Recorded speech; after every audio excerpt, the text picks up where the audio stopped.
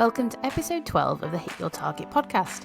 I'm your host Laura, and today I'm joined by someone who truly embodies the phrase multi-passionate, Marcello Costante. Entrepreneur, real estate investor, community builder, and if that wasn't enough, he's also an 800-metre runner and a metal singer. Marcello is known for hosting high-impact networking events that bring together ambitious, like-minded people who are hungry for growth, connection and freedom. His energy is contagious and his curiosity spans everything from business and creativity to health and performance. In this episode, we dive into a powerful conversation around money mindset, how it shapes our decisions, limits our potential, or unlocks new levels of success. We also explore what Marcello calls the high-performing paradox, the idea that the very drive that pushes us forward can also hold us back if left unchecked. It's an honest, engaging chat about ambition, identity, and redefining success on your own terms. So if you're ready to break through old ways of thinking and fuel your next move, this one's for you. Let's dive in. And as always, if you enjoy the episode, please take a moment to rate the show, leave a comment and hit follow so you never miss what's next.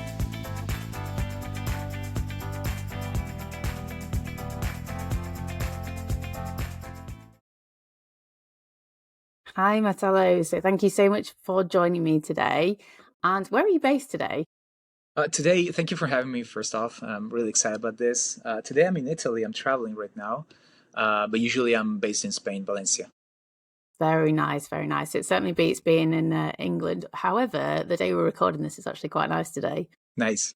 Yeah. So I want to speak to you because we obviously had a little bit of a conversation beforehand about kind of the paradox of how you hit your target. Sometimes it can seemingly be further away than you think. Let's start there, shall we? Let's start with that. What perspective do you have on how to hit your target? Yeah, I would say that my approach to this, in the past few years I've been doing business, I think, for me, the wrong way, at least for what works for me. And I found out that a lot of people connected to this, but they're not aware of this, and they tend to follow the same approach, which is set goals and try to achieve them, right? And to some extent, there is a place for goals, of course. It's not like it's all bad. We're not going to be black and white with this. But in my experience and also working with other business owners and entrepreneurs, I've seen that the more you focus on this goal, this is a paradox that I usually talk about, the money paradox, I call it, but it applies to everything, not just business. The more you try to focus on that goal, the harder it is to achieve it, right? So the target, it's like it's pushed away rather than you getting closer. And there is a reason for that. Probably we're going to explore this today, but mostly it's because you kind of develop this kind of tunnel vision, I would say, that isolates you from actually connecting to the multiple opportunities that are thrown your way and are really fun and enjoyable for you. And you sacrifice everything that you like. I mean, a lot of people do this in business. I've made that mistake in the past. And you basically sacrifice that kind of pleasure, the kind of fun, the kind of curiosity, which is basically, I think, the most important element here, all for this very goal, this very focus that you have to have. And when you can't, you put a lot of pressure on yourself. And so that's why it becomes harder and harder to achieve that goal, to hit that target. So that's pretty much the concept that I have. Yeah, and I think I always start with like in terms of finding a goal, it's about getting that clarity. So you have to be really clear. You have to kind of visualize what that means to you and what it will feel like when you achieve it, because otherwise you have no real reference point. But so tell me a bit more about like what does it mean to have too much focus? I think, like I said before, it depends on the kind of goal. So we want to be flexible with this, of course, because first off, we're not all the same. And secondly, not every situation is the same, and not every goal is the same. Let's say that I want to save, I don't know, £100 a month for vacation. There's not much need to be creative about it. It's like if you have the amount of money monthly, that's it. You just set aside, and it's a pretty easy goal. And having a goal, it's actually very effective. Going other Having other different strategies might probably not be as effective. If you want to lose a little bit of weight and you're already going to the gym or doing sports, you just need more consistency. Having a goal is perfect, okay? And having clarity, like you said, on these goals, it's fundamental because you want to visualize that. You want to see. But even when it comes to losing weight, for example, even if it's just like 3 pounds or 5 pounds, nothing massive, okay? Um, Even with that, the more you focus on the actual, like, for example, if we're talking about clarity, if I start to visualize myself 3 pounds or 5 pounds leaner, for example, um, it's kind of shifting me away from the things that I like to do on a daily basis that actually will allow that goal a natural consequence. And so I will start to put a lot of pressure on myself because I have to achieve this, because it has to happen probably before the summer, because I want to have, I want to look good naked or whatever it is, before I go to the beach, and because of that, it's not like my focus is not on what I like to do. Like, for example, I don't know, play soccer or run or whatever it is, or go to the gym or all of these, and have fun with these things, so that like, for example, to feel better at the gym, or when I do sports, maybe I take care of my nutrition a little better, I take care of my sleep habits a little better, and so all those things come together into something that's fun and that's pleasurable and that I enjoy doing. As a natural consequence, I will lose those extra pounds of weight. But if I shift the focus from, like, I would say the focus is fundamental. And when you chase curiosity, when you chase fun with these things, you tend to do more of that. You tend to be more focused for longer because it feels good, right? And you're doing the good, healthy things for yourself. And so it's self rewarding, basically. You don't need to hit the goal, hit the target for you to have the instant reward that allows you to basically look. It's a paradox, because you have the instant reward not because you're doing the comfortable thing, that maybe it's eating, I don't know, too much ice cream or whatever. It's an instant reward on something healthy that works for you, and so eventually you focus more on these things that build for the future. You don't have expectations on results today, like losing those pounds within a week or a month or whatever. It's more like I have a good time doing the things that will make me get there eventually. Whether it's 1 month or three, it doesn't matter, because I can sustain this for 3 years or 30 maybe, because I love this, right? So it doesn't matter if I hit it today, in a month, or in a week, or whatever. Yeah. Yeah, I think that's so important, because it's about, yes, you have that big goal, but it's breaking down the steps to get there. And sometimes we lose ourselves in that journey, and I know you likened it there to being, losing weight, or, being in the gym. And I think one of the things that I used to focus on is the sad step. So, getting on the scales, because you think, oh, sometimes it's just you feel like you're not progressing, and it can become quite disheartening. Where actually, reality is you might be building more muscle, which weighs more, and it's about focusing on the bigger picture rather than just those small things. Yeah, yeah, absolutely. And if you think about anything big, like from evolution coming from bacteria to us, which is like unplannable, you can have that goal if you are Mr. Evolution or Mrs. Evolution. So there's no way you can plan for that. It just happened because of so many things that coincidentally happened on planet Earth, and that became a reality. What we see today, all the species that are available today, including ourselves. But also, like, think about people like, I don't know, Steve Jobs. This is a clear example. He dropped out of school to go study calligraphy. Like, seriously, like, what's the point there? There's no point, there's no goal, there's no objective there. He just enjoyed it for whatever reason, and that allowed him to develop some better technology. I don't remember exactly. He talked about it. I think it's the iPad, the first iPad or whatever. But it wouldn't have been possible without that stepping stone, which is unplannable.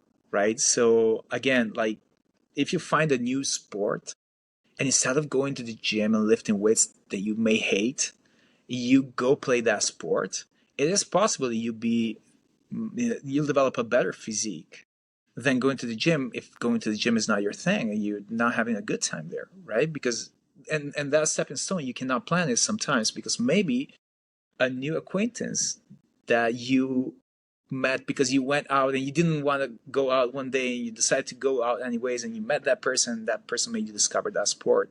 I don't know, parkour. It's not that kind of thing that you can plan for, but it Yeah. happened and makes your life better. So if you're open to exploring your curiosity and fun and you use that as a compass, it's much easier than to actually develop that focus that we talked about before. Yeah. Yeah. Yeah, and it's an interesting debate here as well in terms of whether things happen for a reason. And somebody asked me this recently, and I said, well, I'm not entirely sure what I believe in that. I think sometimes you can choose an outcome, and if you choose a positive one and to push yourself forward, like redundancy, for example, it can seem like a horrendous thing at the time, but actually, if you use that as a catalyst to change and do something you enjoy, and then that develops into something else, it can be, a lot of people say it's the best thing that ever happened to them. Yeah. Yeah. And again, these things, that's why if you're let's say, I give you an example. Recently, I joined a networking company, basically. They do online networking on Zoom. And it's really good. It's really different from its people who are used to other networking types. Is basically a place where everybody pitches their product or service and nobody enjoys it. This is very different. It's more like you get to know the people in front of you before you talk about what they do for a living, and so I've joined that because I was interested and curious about it, but honestly, it doesn't connect directly to my. I mean, I don't have goals anymore. I let go of the goals. But like, if I had a goal, like for example, with my business, real estate, or the consulting, I'm a business consultant as well. Um, like, yeah, I mean, you can find a way to connect it, but from my perspective, it's just something that I enjoy doing, and because of that, I developed relationships that have pushed me in a direction and opened opportunities that, again, I could have not planned. And not only that, but I would not even be in that kind of circle if I had just followed the end goal of selling houses or finding clients to grow their business, right? Because I mean, there's no real connection directly. Yeah, yeah. So on that as well, because you touched on that about being a business consultant, and you're kind of, well, in your own words, how are you playing this kind of high performance paradox at the moment? How is that playing out for you? Because yeah, Yeah, since I stopped, like, the problem with chasing goals with business is that eventually the easiest thing to track, to measure, and to look for is money, because it's a number eventually for us. The way we handle it, basically, it's okay. I'm making 10K a month. I want to make 12K a month. I want to make 10 times that, 100K a month, whatever it is, right? And the problem is that if, like, you can do it, it's not like you cannot do it, but if you only focus on that and you make it your, like, your ultimate goal, like that's what has to happen this year, or next year, in 5 years, what happens is that, at least for me, that was the case. I started to forget about why I was doing the things I was doing, and so I started to just focus on making more money. And as a paradox goes, for me, it didn't work. I started to lose money to make less money. And because of that, I became more and more desperate at some point in my life, where I was just trying to get on calls to get clients. And I would accept whatever kind of client because I needed the money, not because I really needed it, but because I needed to achieve those goals, right? And so when I stopped doing that and I reconnected, it took me a while. It wasn't an overnight thing, right? It took me probably a few months, if not more. But slowly, I started to reconnect to the reasons why I was doing that and the passion that I have about helping others, and how that makes me feel, rather than the focus on how much money I can make, then so many opportunities opened up, and so I started making more money, probably 10x my income very quickly. And the reason was that again, like when I was having conversations with people, I was not trying to sell them. I was trying to help them for real. That was my real, because I know that if I can help someone, I feel better. I like it. I'm fun. I'm having fun. And so money becomes again a natural consequence of that. But before, like there was a time when I was already talking about the money paradox, but it was like a theoretical thing for me. I grasped some of the concepts, but I couldn't kind of close the circle and understand how to stay away from then going back, to the goal setting, making more money and stuff like that. And once something clicked about it, and I was like, okay, it has to be what I like to do and what makes me feel good about, and I'm gonna do more of it, and it's gonna work. It then started to work, and I saw the results. Yeah, I love that because I've gone through the same in my background in HR, so it's very looking at risks constantly, kind of looking at that side of things. And I think it's easy to fall into that trap when you're in business to go, oh, I want to earn X a month, or I want to have this salary or whatever it might be, and that's a monetary value. But exactly as you said, it becomes then all you focus on. I had a client recently who said, they want to, that's their main goal is to make X figure. And so I said, okay, great. So what does that give you? What does that achieve for you? And they're like, oh, I don't know. I not really thought about that. Because you've got to focus on, what is that fulfillment? Because I think when we get to, I don't know, the six-figure sum, well, all of a sudden, then I want it to be seven figures, where does it end? Because what is it Yeah, actually? Yeah, yeah, and I've been there, and I was making six figures, and I said, okay, now when I was making 10K a month, and I wanted to make 100K a month. And the moment I started to say that out loud to other people, actually is actually the is the actual moment where everything fell apart and I lost everything. Honestly, I like a month later, I hit rock bottom. I lost everything. I burned all the money that I had because I didn't want to be on a call with people. So I started to gamble my money on trading, day trading, and stuff like that, and I lost everything because I thought this is so good because I don't need to be dealing with people anymore because people I just want the money, right? But I love being with people. I've always loved to be with people. Why all of a sudden I hated it? Because I was not having a good time with people because it was all about the money. And for me it completely disconnected to my purpose, the things that I love to do. So that was like 1 month was the happiest month of my life, and 2 months later was the most depressing month of my life, and I had to rebuild from scratch. And I'm reading a book that says that it's easier to stay on top of your game and to stay there when things are working with your business than it is to climb back up if you fall. And it's true. It took me years to rebuild from there, and it's a long and painful process. So if you're connected to your goals, so if you're on top of your business or whatever you're doing, try to connect more than with your goals. Connect with who you are as a person and what your values and what you believe in, like the things that make you have fun. All those things are gonna allow you, because I believe that the secret to success is hard work, but for you internally, it doesn't have to feel like hard work. And hard work can be 12 hours a day of commitment to something. Like if you ask an artist, if they have the money, usually they'll do art. Like you have to stop them usually.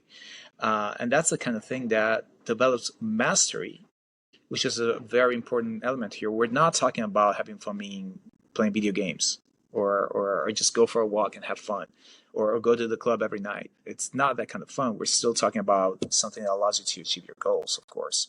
It's that kind of it's not the pleasure that you think is when you're doing things that are basically unhealthy for you.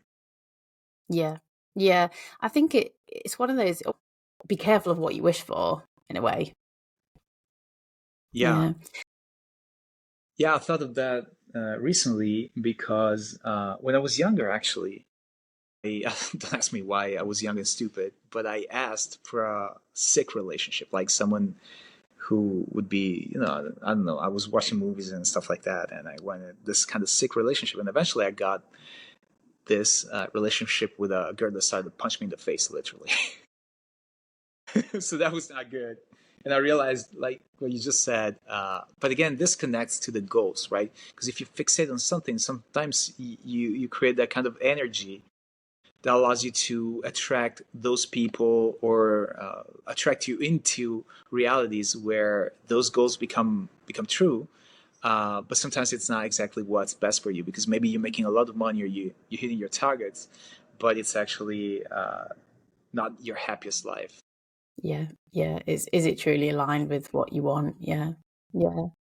So I just want to touch on, because you've done an amazing little PDF guide for our listeners. So just talk me through that, and I'll share that in the show notes as well for anyone listening. Yeah, so it's basically a very simple checklist to because that solves the problem that I had, which was I know that this is not what I should be doing, but how do I not fall into the trap again of tracking things? So the checklist is basically self-reflection moments, basically to understand if we're still being guided by goal setting in a detrimental way, or if we're actually enjoying what we're doing and doing more of it because of the enjoyment. Um, then after the checklist, once you go through it, you can use it daily or weekly, depends on how much you want to lean into it. But then after that, you also have journaling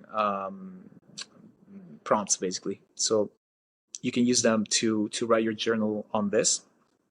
And I think the most important part of that PDF is that you basically can use it to connect to your values, to the things that make you you, the things that make you enjoy what you do, and make sure that you're not shifting away into that detrimental goal setting, basically. Yeah, yeah, and yeah, it's really useful. And I think journaling you touched on there is a big part of that, is having that, being able to have self-awareness and and track that over time. So what's next for you then? I know you said you've got a few things going on at the moment, but what are the key things that you want to achieve next? Yeah, my intention right now is to basically write every day. I'm starting with 5 minutes, very small things. I think this is important also when you do something new, when you're starting a new habit, picking up a new habit, to start small. Because there's time you want to give yourself time to make it a habit before it becomes hard. I did this with running and athletics, and it worked. And I'm repeating this with right now writing. So I'm just writing random stuff. I'm using ChatGPT to help me learn how to write. So it will give me assignments, and I will just write for 5 minutes. And then this is because at some point I want to write more and more. I want to make writing the core of my business, both in terms of writing blogs, maybe articles for publications, and even a book. It's not. It's something I would love to do. And the cool thing is that again, I started to write the other day, the first 5 minutes, and I got this feeling like this is the right thing to do because I love doing this, even though there was no goal. I mean, there's an intention to go in that direction, right?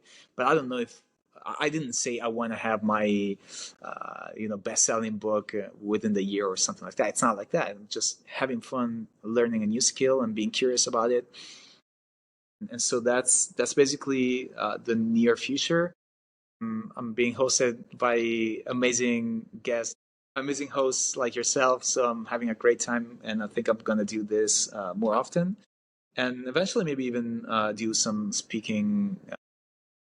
Yeah, speaking gigs at events and stuff like that. But yeah, I'm totally open to this kind of thing. But I want to make this idea the core of my business and writing. Amazing. And I normally end with a question about, what advice would you give to the listeners about, helping them if they feel stuck in achieving their goal? I want to change it slightly with you, because what you said there in terms of writing and when it feels good, like How do you know? How can you tap into that from your perspective of what feels good? Huh. It's interesting because the way I've had this kind of feeling multiple times in my life. I've been on stages as a singer, and that was like the peak of my and like having fun and enjoying what I was doing. And again, it didn't happen overnight. You have to build mastery, so I had to learn how to sing and create a band and write music and all that, right? So that feeling. But the moment I did that, the moment before that, I was panicking. But then the moment the lights would go on, I would start to feel like nothing compared to it. And and once I got into that feeling, every time I feel something similar, like for example with writing, there's some thrill. I can't really explain it, but it's similar to being on stage for me. That's why I want to be a speaker at some point, also. But I would say that if you haven't found out what turns you on like that, the thing that I would do if I were in that situation that I don't know is probably lock myself up in a room where I'm comfortable with when nobody can come in and interrupt my process. Probably even dim the lights, not turn them on completely, but like be in a very soft environment with low distractions. Turn off the phone, turn off every notification, and just try to meditate and listen to myself and the feelings and the things that I'm curious about and pursue that. Use that as a compass, like curiosity, the things that I have fun, but that are something I can build upon, something that is healthy. Again, not the clubbing, not that kind of fun, but I don't know, learning a new art, writing, dancing, singing, whatever it is, it doesn't mean that you can't make money with it or you cannot build success around that. And sometimes you can just mix it with what you're doing and makes what you're doing more sustainable. You steer away from burnout because burnout usually is when you do this, your brain does the same thing over and over, and you're not enjoying it. But if you start to mix it with other things that you do enjoy, basically it's like you're recharging the battery, but you're still being productive. So I would Yeah. go about it that way. I would try to connect with my feelings and the things that I know that are good for me, because I think most people have that internal voice that still works, but sometimes it's a little, there's too much noise around us, too much notifications, watching TikTok and YouTube and stuff like that, and we get distracted from ourselves. Yeah, yeah, absolutely agree. I talk a lot about aligning head, heart, and gut, brains, and that being able to just get rid of the distractions. Exactly as you said, get rid of all those external voices and noise that's around us, and say connect with our inner wisdom and just say what is it I really want? What is it that my heart desires? It's Yeah, those, yeah, absolutely. yeah. Yeah, 100%. Amazing. So thank you so much. I mean, there's so much insight in there. And as I said, I will share that PDF guide and the links to connect with you as well for our listeners in the show notes. So yeah, thank you so much again. It's been great talking to you. Thank you for having me. It's been great for me as well. Thank you very much. Right. If you enjoyed this episode, please take a moment to rate the show or leave a comment. It really helps us reach more people. And don't forget to share it with anyone else who could use a little motivation today. Have a fantastic day and make sure you hit your targets.